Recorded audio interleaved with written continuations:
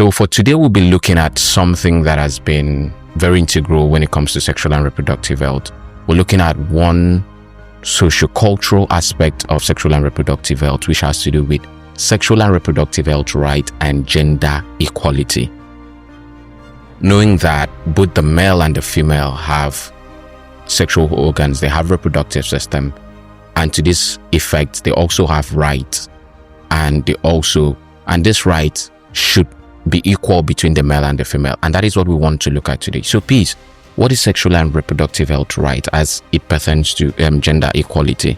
Sexual and reproductive rights are basically human rights that gives one autonomy of one's reproductive health and body. So yes, it gives one the right to have a say about what goes on in their body. If you don't want to have a child, you are free to abort the child legally. So there are rights, there are policies put in place just for reproduction and ensuring that everyone has a certain level of say about what goes on with them. Yeah. One of the issues of gender equality, and maybe one of the most easily abused rights when it comes to sexual and reproductive health rights, is the right of consent. Okay. Right, that everybody should consent to any sexual activity. My no should be my no, and my yes should be my yes. Of course. Oftentimes, it always tilts as if it's the ladies that always have, that this right is always abused. You know, we have rape. It's not as if. Okay. It's not as if. It is the fact. It is mostly. I'm not saying that males are not being abused. Yes. Okay. But it's mostly the ladies. For example, your boyfriend. Your boyfriend is talking to you, and let's say you kiss him.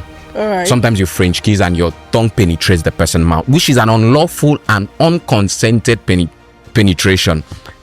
Oftentimes, if I as a guy comes out and says, I was abused, because that actually is an abuse, why do society always perceive it as if right is more tilted towards women? What do you think is the reason why they tilt it more towards women than towards men? I'll still go back to the original reason. I think it is believed that females are weaker. So, of course, it is what is most fragile that we protect the most. This trend has become a problem. It's not trend. It's what is most fragile. If a lady and a guy comes to, let's say, the city center, right? For example, let's use the plaza here where we're located. All right. And the lady says, I was raped, and brings out a guy. And a guy comes out and said, I was raped. Who do you think everybody will incline to? Honestly speaking, though. What options are there for me if I tell you, anytime I use condom, maybe I have a very severe reaction to maybe rubber or latex? What are the options for me that I'm using condom and they had to rush me to the hospital because of the reaction? Okay. When I come back and I still want to tata, what are the options for me? Cool. What are possible support system that people who may be trying to get, maybe whose right has been infringed on, or who may be trying to know their right, what are the support system they have that they could get to, maybe to gain more knowledge, or someone to help defend this right and their equality?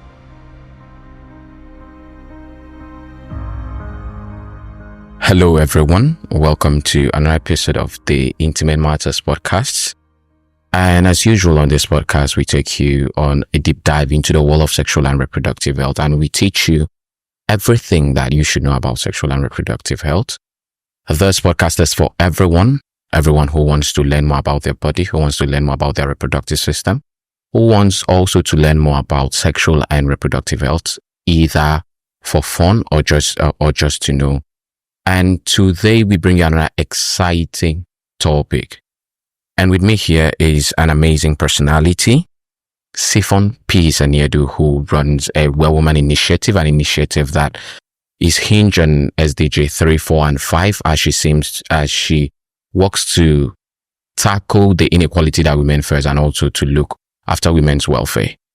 Peace. Thank you for joining us today. You're welcome. So for today, we'll be looking at something that has been very integral when it comes to sexual and reproductive health. We're looking at one socio-cultural aspect of sexual and reproductive health, which has to do with sexual and reproductive health right and gender equality. Knowing that both the male and the female have sexual organs, they have reproductive system, and to this effect, they also have rights, and this right should be equal between the male and the female, and that is what we want to look at today. So please, what is sexual and reproductive health right as it pertains to gender equality? All right. Hi, everyone. He has rightfully introduced me. And thank you for having me on your podcast. All right. When we're talking about sexual and reproductive rights, it is, first of all, it is under the fundamental human rights. If you want to rightfully say so, it's under the fundamental human rights. Now, sexual and reproductive rights are basically human rights that gives one autonomy of one's reproductive health and body. So, yes, it gives one the right to have a say about what goes on in their body. All right. So you're saying that these rights are things that is given to us because we possess these sexual organs or we possess this reproductive organ? Yes, because we are humans, male or female. So it's in it. Okay. So like I said, right is hinge on environment. That's basically why you can go to certain environment and you have those rights. You go to the next environment and maybe you're not given that right. So let's look at the cultural perspective. How does culture affect this right and the possibility of equality? All right. Permit me to say that reproductive rights and gender equality are intertwined. Okay. So reproductive rights need gender equality to thrive and vice versa. Now, if we are coming down to Africa, because I think I'll focus more on Africa because that's where, of course, we are Africans and all that. The cultural norms and perspective that we have based off reproduction and a lady having autonomy of her body is, I would say, negative. Okay. Or it's on the lowest side. Because I think growing up, the idea inculcated is that we are growing up to get married. All right. And then your body belongs to a man and all that. So that is, I think it is very, very, very demeaning in Africa. Yeah. Okay. So the fact that women have been trained or have been orientated to feel that their body is not yours, is not theirs to say, and it belongs to another person. It's actually the issue that we're facing when it comes to the cultural aspect of gender equality. So when we're looking at sexual and reproductive health, right, have there been things that have been done in place to ensure? Because one thing is to have a right, another thing is to ensure that that right is enforced. Yes. That people actually do this. First, do people even know about this right? Okay, thank you. Before we can say there is something called rights, that means someone has made attempt to put something in place for there to be a right. So initially, a lady was given birth to as a female and then a man as a male. They just grew up. But someone thought of, there's an increase in rape, abortion, unplanned pregnancies and other things. So they thought of forming a body that would not put things in place and say, oh, this is a woman. So if you don't want to have a child, you are free to abort the child legally. So there are rights, there are policies put in place just for reproduction and ensuring that everyone has a certain level of say about what goes on with them. Yeah.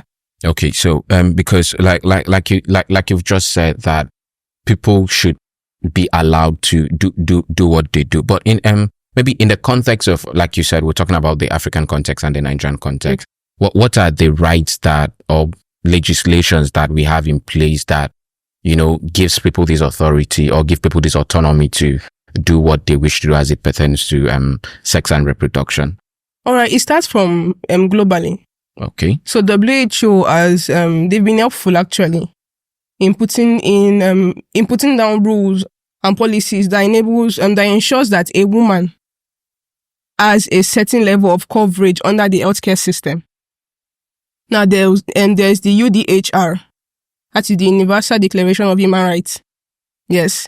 They've also put in place the fundamental human rights. Earlier, I mentioned that reproductive health and gender equality are under fundamental human rights. So they've put that in place as an umbrella concerning the rights of citizens, of human beings. So there's right to life, there's right to say no, there's a right to say no, and all that. Now, under policies, Nigeria we are still coming up, but under policies baby steps. Yes, we are still coming up. Although there are women doing amazing things out there. I give them that. But we are still coming up. But under the global perspective, there is a sustainable development goal. There is 3 and 5. Particularly, that is what the All Man Initiative is also working with. There is 3 and 5. 3 is good health and well-being, and 5 is gender equality. Good health and well-being says that a woman has the right to healthcare system. Now, let's take, for example, if she's pregnant and that pregnancy poses a risk to her health. For example, she has preeclampsia or anemia or infection, and the doctor says that, oh, you need to terminate this pregnancy because I don't think you'll survive. She has the right to say yes, she should terminate the pregnancy. Then for SDG 5, that's the gender equality, it says that a woman or a girl, rather, is allowed to have equal opportunities. Just like the boy. Just like the boy. And then that's SDG 5 also saves the girl from from female genital mutilation and other demeaning cultural stereotypes. I think myths rather. Yeah. Okay. So because I've noticed something, like you said first, we're talking about gender, male and female, and then most times you're emphasizing on women. Before I get in, is it that this right is only for women, or is there a reason why it's like women that it's because not just you? Oftentimes when you're reading through literatures, when you're reading through, or maybe you're going through any resource made available on this topic, it's always like it's female inclined. Is there a reason why we have these resources being female inclined? All right. First of all, reproductive rights is for males and females. Don't get it wrong. It's not for only females. But personally, I think the female reproductive system, the women healthcare sector is under-discussed. Okay. I feel our reproductive rights, yes, is under-discussed. And it's not just for females. Females are mostly talked about. There are other boy child organizations. I know some people that run them, but the females are peculiar beings. Okay, so they are very much peculiar beings. We are they are more complex. We are more complex, and complexity. We are unique in our complexity. So I think, yeah. Okay, so because when we're looking at right, there's a thing I usually say when it comes to right and the fact. Okay, let's just dive it a bit and do an example. No problem. One of the issues of gender equality, and maybe one of the most easily abused rights when it comes to sexual and reproductive health rights, is the right of consent. Okay. Right, that everybody should consent to any sexual activity. My no should be my no, and my yes should be my yes. Of course. Oftentimes, it always feels as if it's the ladies that always have, that this right is always abused. You know, we have rape. It's not as if. Okay. It's not as if. It is the fact. It is mostly, I'm not saying that males are not being abused, yes. Okay. But it's mostly the ladies. In the past, I think 1 to 2 weeks, we've had like 5 cases. The Kenyan athlete that was burnt down. The girl, Christiana. Okay. That was killed by a friend. Messi that was in her house. And then one 15-year-old, also a teenage boy, came in and raped her. We cannot count. Okay, so let me say this in a generic term, because you live in the society. Yeah. If a lady and a guy comes to, let's say, the city center, right? For example, let's use the plaza here where we're located. All right. And the lady says, I was raped, and brings out a guy. And a guy comes out and said, I was raped. Who do you think everybody will incline to? Honestly speaking, they'll get inclined to the lady. Which a normal thinking human being would say, oh, the lady. You know why? Okay. Because it is believed that the females are weaker. We are more susceptible to rape, to abuse, to violence and all that. So, all right, because when I was working in the gender-based violence space, I realized that there is a law that an unauthorized or unconsented penetration of someone is actually a form of sexual abuse. Yes. So, do you know how many women, for example, can maybe their spouses are not in the mood? I'm saying the spouses. Let me just use spouses or significant other. Is it married? Both married and not married. But you know that being married, you have like an exemption. Okay. From being unmarried. So if you are married, right now the law says that if you are married, you cannot say your partner raped you. But if we are still like dating, with boyfriend and girlfriend, and your significant other, you can say it. Okay. So let me say this because it trends on social media. So sometimes you hear a woman say, they'll be like, if you're arguing with your boyfriend, just put out your breast, for example, and he's going to calm down. Right? For example, your boyfriend, your boyfriend is talking to you, and let's say you kiss him. All right. Sometimes you French kiss and your tongue penetrates the person's mouth, which is an unlawful and unconsented penetration. Oftentimes, if I as a guy comes out and says, I was abused, because that actually is an abuse, why do society always perceive it as if right is more tilted towards women? What do you think is the reason why they tilt it more towards women than towards men? I'll still go back to the original reason. I think it is believed that female are weaker.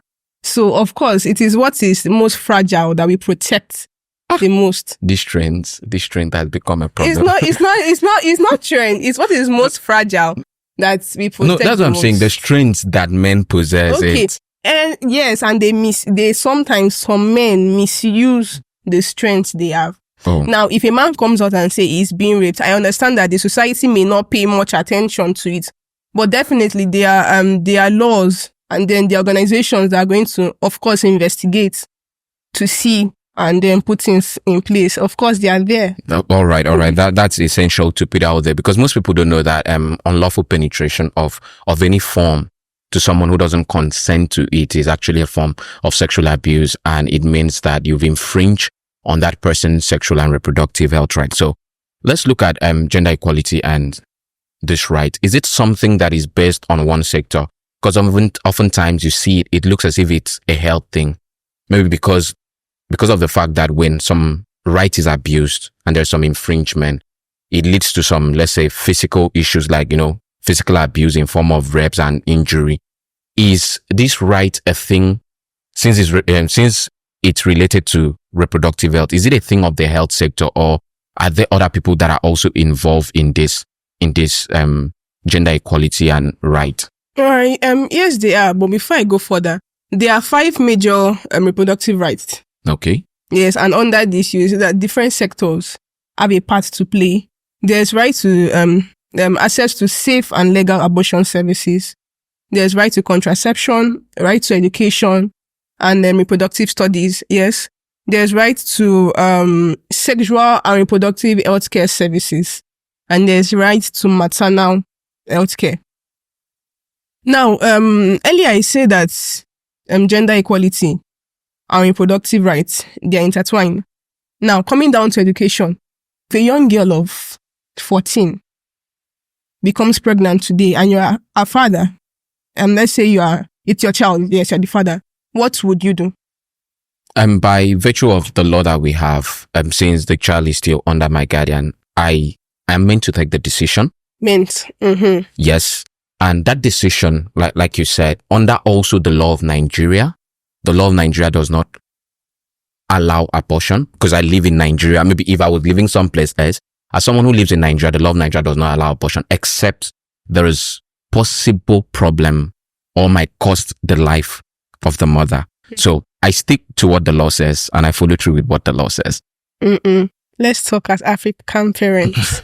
No. By saying I stick to the law, it means the child has to go through with the pregnancy, except the medical personnel says. And what happens to her education? She's a 14-year-old, so maybe she's still in SS1, SS2. What do you think will happen to her education? When she's done giving birth to a child, she goes back to school. People take career breaks. People take educational breaks. Even I, as a professional, even married women, let's put it that way. When women give birth to children, they take maternity leave. They take maternity break. Depends on organization, depends on structure, depends on the person. It could be 3 months, 6 months, 1 year, 2 years, and they're back and rolling in their career and in their business. Now that's you, and that's your opinion. Okay. Because I believe you are learned, and then yes, you've been exposed. Now let's say an average African parent that doesn't know about these things. Automatically, that girl's education is done. Is out. That is it. And then most times these girls give birth to multiple, because of course, if I'm not doing anything with your education, that means you are stagnant. So you're in the village and then they give birth to multiple children. Now, let's say that girl didn't get pregnant then, and she goes on further, finish secondary school, university and all that. I believe, and it has been proven that she would contribute to the economic growth of the country. Okay. Also, it's I think from Google, it says that if a girl acquires an additional 1 level of study, so let's say she's in just 2, and then she does 1 session that is just 3, it is said that girl contributes more. Just having 1 class ahead. Okay. She has enough to contribute to the society. Okay. So now the economic sector is affected. Thinking of education, and then when she's done, the contributions that she has to the economy. That's 1. 2, religion. Okay. We'll come down to that. Most people, most young girls, because we are Africans, we are Christians, and we are very strong in our faith. And Muslims and traditionalists. Yes, and all that. And we are very strong people in our faith. Yeah, we love God. We love spirituality. We hold it very strong. We love God, no doubt. But personally, I do believe that a girl that gets pregnant unduly or out of wedlock is more prone to living a life that is in like against the religious against the religion. She holds to. Now, let's say, for example, this girl is in church thriving and everything. What do you think would be the view of the Christian community when she gets pregnant out of? Exactly. A very bad one. A negative view. People start to talk about that, backbiter and the rest of the stuff. All right. And we do believe that the church has a contribution, or religion, let me not say church, they are Muslims, religion has a contribution to a lady's growth. Sure. Yes. So I also believe that it gets diminished along the line. Okay. Because that girl automatically turns away from church, mosques, their herbal stuff. And at the end of the day, I permit me to use the word, she's not useless, but little to nothing comes out of that lady. Okay. So that is economical, religion. There are other aspects, say education now. A girl that is not educated because maybe she's pregnant or she did abortion and then she lost her womb or something happened along the line. That particular girl has the point of being, permit me to use the word, useless. Okay, in quote. Yes, because there is no contribution to society. There is no contribution to your family. And at the end of the day, it's one man that will get married to you, thereby causing no contribution to the family, your children's education and all that. So, all right. So because while you were listing the 5 aspects of this right, right. There is one that stands out for me. You talked about the right of contraception. Yeah. We're talking about right and equality.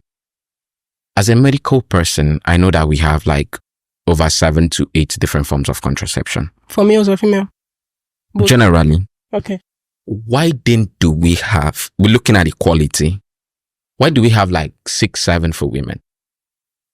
Okay, let me ask it this way. Why do we have like 6, 7 for women and we have only 2 for men? And even in these 2, one is permanent. Like if you do that, you know that you cannot, scientifically, you cannot have a child again. Is that equal?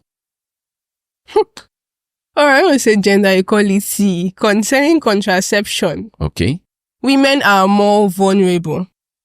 Now, there are women that implants doesn't work for them. Okay. There are women that implant can cause weight gain, irregular menstruation and all that. So each of these contraceptive measures have their pros and cons. Now, women are we are most vulnerable because we are the ones that get pregnant. We are the ones that have miscarriages. We are the ones that get raped. We are the ones that are sexually assaulted. So I just believe that those contraceptive measures have been put in place to suit a woman based on her need. Now, coming to a man, are you getting pregnant? No, it's not about getting pregnant. Now, because you mentioned that, because like, even though it might not be, but it's slowly coming to Nigeria. If you get a woman pregnant, you expect it as a man to take care of that pregnancy, pay child support. Now, women say that it's their right, it's their body, you know, they can choose to get pregnant or not. But you do not give me a chance as a man to choose if to impregnate you or not. Let me say it this way. If I'm a man, for example, and I'm allergic, most of the condoms we have around is rubber.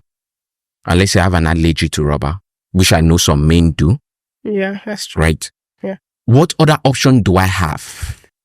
No, because that's you don't expect me. You don't expect me at my age to go and do a vasectomy. I'm tempted to say withdrawal method. No. You don't expect someone of my age to go and do a vasectomy because I hope to have. Maybe I'm not ready to have children now, but I hope to have children in the future.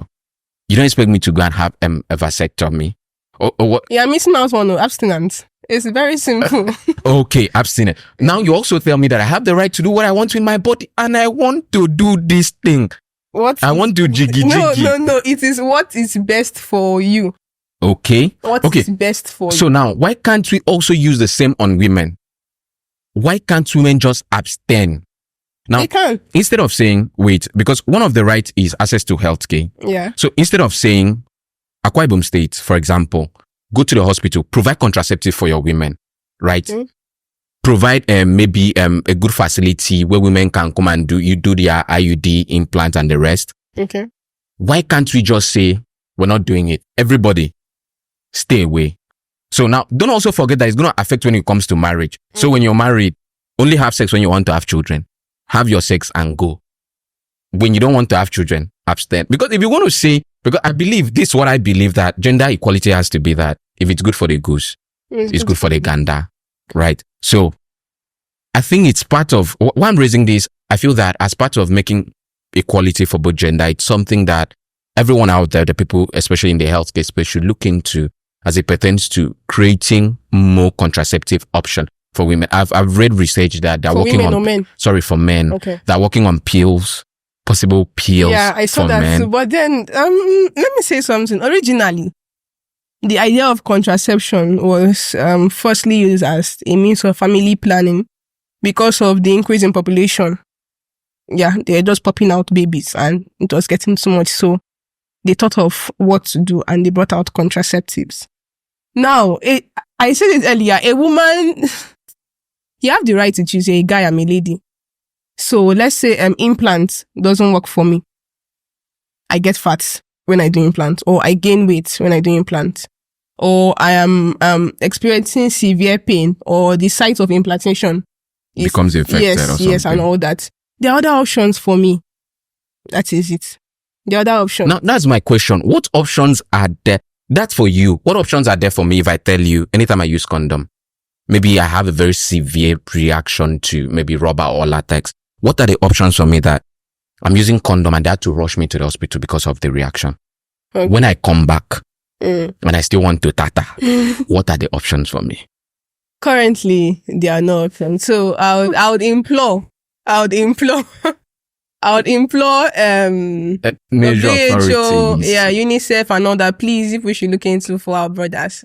But then you can still abstain. It's not difficult. It's not. I've been abstaining. Look at me. Not difficult. So I've been, but that is something that really needs to be considered. Yeah, I so believe they're working on it actually. Let's look at, because I'm one person that is very much keen on the fact that first, knowledge would change a whole lot of things. I remember a question you asked me, and after I answered, you said that it's because of the knowledge I have. So how do we, or what do we do as it pertains to, changing and giving people the right knowledge about sexual and reproductive health rights and this gender equality? What are the ways we could go about it? Okay. First of all, is sensitization. And sensitization doesn't just start from the global forces. It starts from me and you. Okay. Yes. We, the organizations like the Woman Initiative, we sensitize young girls and women about dissent. That's one. Two, we all meaning individuals also can carry out sensitization program. Then, the inclusion of these, reproductive studies in the curriculum will actually go a long way. I think, yeah, there's something like that, but I still think that it needs to be implemented from like primary school, because most times it's just like SS1 to SS3, and then the tertiary institution that are being taught about sexual all right. So matters. let me jump into that before you go on, because people have the opinion that if you start to teach a child in like primary school about sexual and reproductive health, okay, that, you know, when you teach people, they're going to practice what you tell them. Yeah, and all those kind of. So how do we, how do we trade that fine line? All right. There are various methods of teaching. Okay. Now, these are children. And it is said that a child's mind is the purest thing that we can find. There are ways that you teach a child that child doesn't see it as something to carry out experiments on. Okay. Yeah, there are methods of teaching children that way. And then I think it is effective teaching changes a lot. It is teaching is different from effective teaching. All right. So you can be taught about the parts of a female body. Okay. But effectively teaching, we are teaching what each part is for, what to do and what not to do. At certain levels of life, are we supposed to indulge in certain things? So yeah, there's a very big difference in that.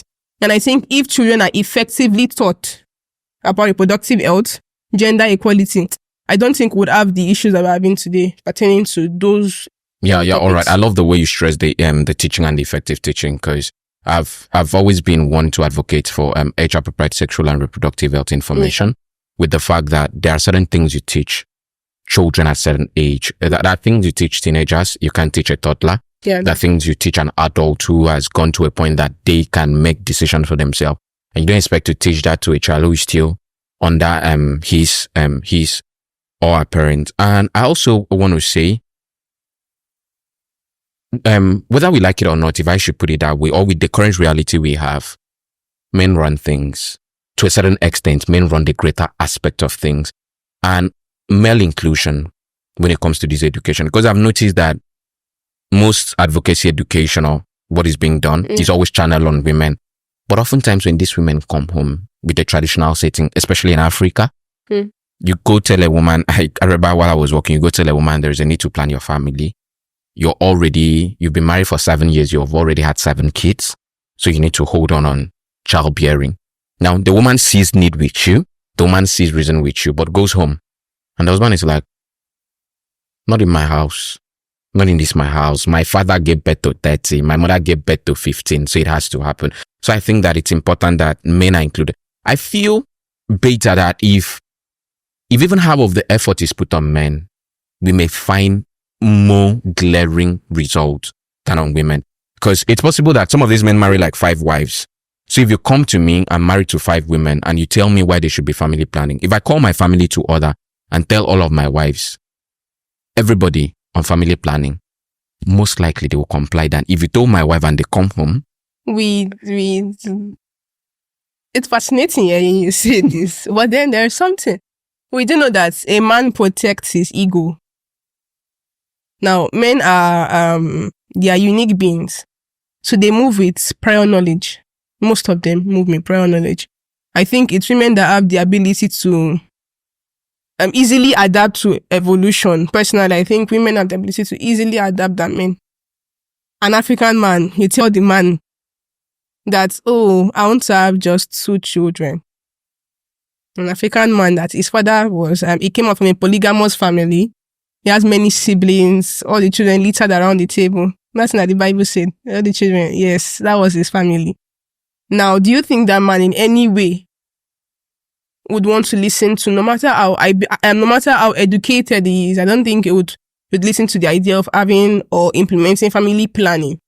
I feel they could, because like you said, in as much as men are egoistic, men also run around a lot in bunch, right? Men are hate animals most times, although humans naturally are hate animals, and that's why when I work with organizations or when I do things, one of the things I advise and advocate for is to not just talk to men, but also talk to their circle.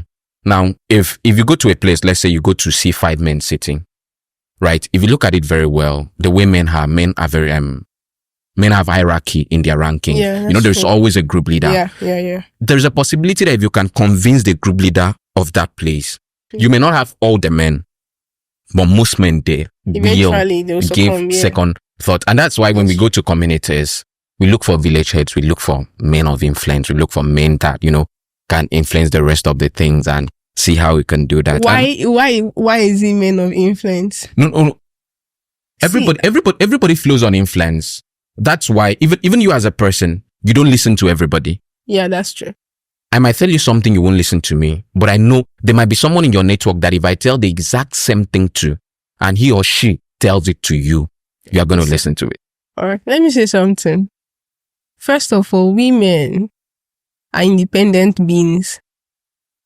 Now, if we're coming to a setting of a family that is two legally married people, and one is talking on a family planning, most likely the women, because you're the ones always yes, and the man is saying no. The ideal thing is that they both go to the clinic together. But I'll disagree on the fact that you are saying the man, if I'm not mistaken, the man is as the superior power to determine whether that one goes through family planning or not. Now, the aspect where I would agree with for male inclusion is the aspect of advocacy and sensitization of these people, not coming down to the level of family planning, because most times it's what the man says that most women, they go with. Okay. At the end of the day, if you look at it, no matter how, let's say, ardent or how highly opinionated she is, at the end of the day, yeah, she succumbs to her husband because, of course, she's taught to please her husband and live according to what he says. So I'll disagree slightly. No, because what I'm saying that is that, the truth is we can be the ideal things, right? Like you said. Yeah. But we're also looking at the current realities we find in our environment, right? How many persons look at the current realities? It's just, I'm personally, I think it's just learning people that look at the current realities. Okay. It's just educated. No. What I'm saying this is that because men, for most places, if you go to most places and ask women, why don't you do this? Especially things that are good for them, like you said. Most of them will say it's because of my husband. Or maybe they did not ask me to do it. I say this as somebody who's working in rural communities, and you tell a woman, this is why you should have a certain number of children. And they'll tell you, I would do it though. I would do it honestly. I've seen with you, but my husband. So to that opinion, I feel that if you could influence who is the why behind, most likely you could also. But there's something peculiar to these women. Okay. What do you think? I feel they are mostly, there is a certain level of, let's say, growth they've given themselves to be able to stay there and say, oh, my husband this, my husband that. A learned woman, a woman that is enlightened, a woman that knows the pros and cons of these certain things. Because most of these women, they move with what you tell them, not what they know. Okay. Yes. And they only know if they are being told, of course, but most times they move with what we tell them, which should not be. All right. I will still make emphasis on the sensitization of these women. Okay. Because on a more serious note, Nigeria, come down to Akwa Ibom, I have an opportunity to go to communities and I've seen the way women think, their ideologies are messy. So I would say that we sensitize these women. If women, 90% of the women are being sensitized, I believe that the men eventually will succumb. Not because they are lesser humans, but because women we have one voice, and then they've seen that it's working for this family, it's working for this woman. Of course, it's a work for. I think we're going to have that. We're going to have that conversation because I hold a very unique perspective to that. Okay. The truth is, who pays the piper is actually the one that controls the tune. Right. So we're talking about laws. We're talking about advocacy. The people who control these things run this thing, but that will be a conversation we'll have some other time. So right. just before we go, what are possible support system that people who may be trying to get, maybe whose right has been infringed on, or who may be trying to know their right, what are the support system they have that they could get to, maybe to gain more knowledge or someone to help defend this right and their equality? All right. There's the Ministry of Justice, first of all. That is as humans. So a man can go there, a woman can go there. There's Ministry of Women Affairs. I know you want to ask why is in the Ministry. Continue. I know you want to ask why is in the Ministry of Men Affairs. I won't ask. There's Ministry of Women Affairs. Yes, most times abused children, irrespective of gender, and women tender their complaints to them. There are other NGOs. We have the Woman Initiative. There's Planned Parenthood, FHI 360, and other NGOs that take care of complaints of women and girls, pushing them forward to be seen and for solution to be preferred to them. Yeah, that's very true. And also it's important to know that across all the states in Nigeria, there are toll-free lines you can call if there are issues with sexual and reproductive health rights and gender-based violence and gender equality or inequality, as the case may be. So thank you so much for joining us, Siphon Peace and Niedu. Please, do you have any last words for everyone hearing you? All right. So gender equality. I'm very big on gender equality because I'm of the opinion that the society has equal opportunities to present to both a man and a woman, both politically, socially, financially, and all that. So please, let's pave way for more women to occupy more positions that would push us out there, because most times we are covered up. It's more like a choking environment where we are trying to climb and get fresh air at the top. So please, ways should be paid for women to do their things, and women should be supported, and women should support women. That's something that's we've been shouting, but I don't think it's been implemented. Women should support women, because the support of one woman pushes the other woman and then pushes another woman. Thank you very much. All right. So like our guest Siphon Peace and Niedu said, he choke. But majorly she's saying it's choking for the female gender, but nonetheless it can also be choking for the male gender. So it's important that as we have right to explore our bodies, we also should give other people right to also explore their bodies and do what they want to do with their bodies, as long as it's in line with the laws and tenets of the community or the geographical region that they find themselves. This is the Intimate Matters podcast, and on this podcast, like I said, we take you on a deep dive into the world of sexual and reproductive health. And for today, we're looking at sexual and reproductive health rights and gender equality, where we look at what is available in terms of rights for both the male and the female. And with so much that you're joining us, do well to connect with us on all our social media platforms. And you could join us on our WhatsApp group, where you could have a chance to interact and ask us questions. And if there's any topic whatsoever you would want us to look at, do well to send it to us, and we'll be glad to oblige you. My name is Nurse Akwawakban. I'm your host. I'm the pilot as on this ship where we take you into a deep dive into the world of sexual and reproductive health. And we want to tell you that we at the Intimate Matters podcast believe that your intimacy matters. Till we come your way next time, do stay safe. Thank you.